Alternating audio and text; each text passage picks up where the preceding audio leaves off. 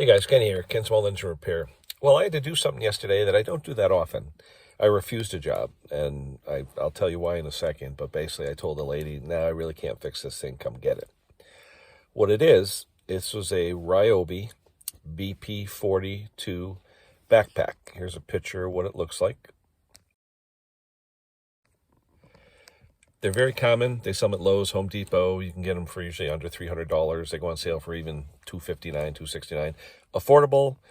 When they work, they're not too bad, but the design of it doesn't really lend itself to small engine repair. The way the whole top has to come off for the recoil and stuff. It's just, I don't know. I don't really care working on them. And there's a few issues with them, and I'll get into that shortly on this Ryobi BP42. So she brings it over. She texts me or voicemails me and says, I can't pull the rope. Well, come to find out, I looked the lady up. She's 69 years old, and I'm like, well, maybe she's not strong enough. I don't know. Anyway, I get it, and the rope pulls fine. I don't have a problem pulling the rope.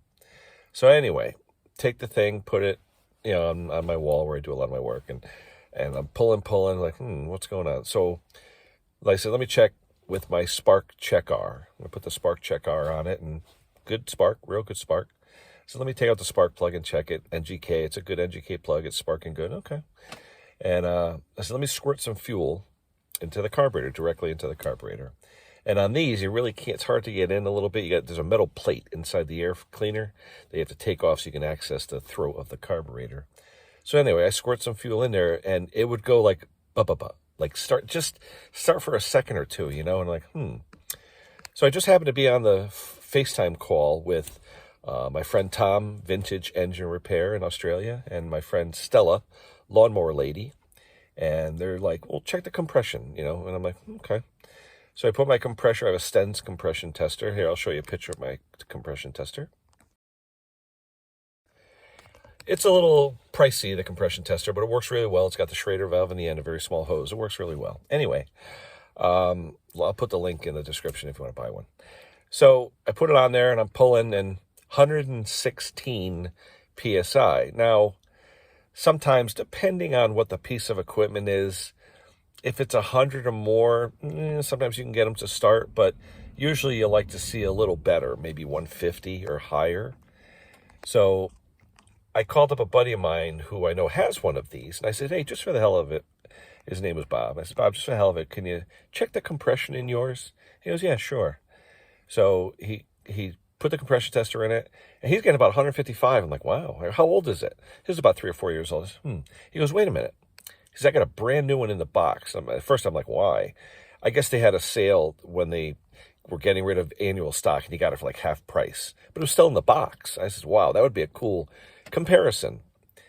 So he takes it out of the box, puts in the compression tester, 167. Wow, that's good compression. So at that point, I said to the woman, you know what? I said, well, let me try one thing first, before I called her. I said, let me try one thing.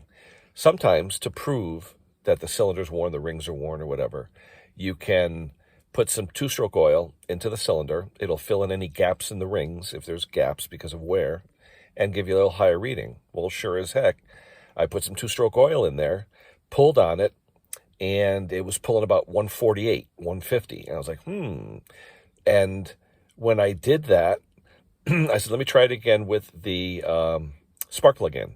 So I put the spark plug in, put some oil and spark plug. It wanted to start. It would start for about 4 seconds and then shut off. So I knew it was compression. So that's when I called her up, and I said, hey, look, I did a few things to it.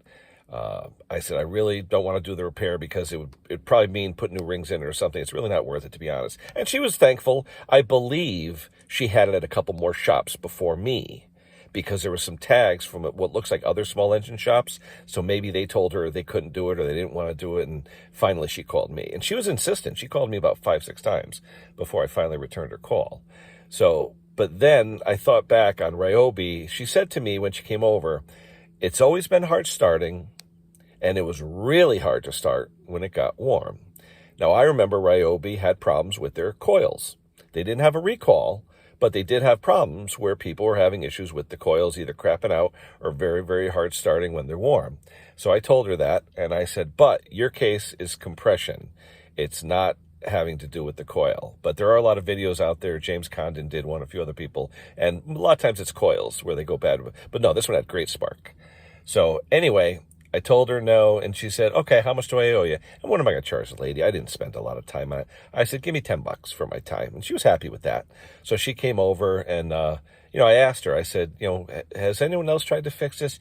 She says, no one really wants to try and fix it because it's, Ryobi. You're not going to find a small engine shop that deals in Ryobi power equipment because they're sold at the box stores, And then she said one guy tried it and he wanted to change all kinds of things. I told her, you can buy the short block for $175, but I'm going to charge you $75 to put it in.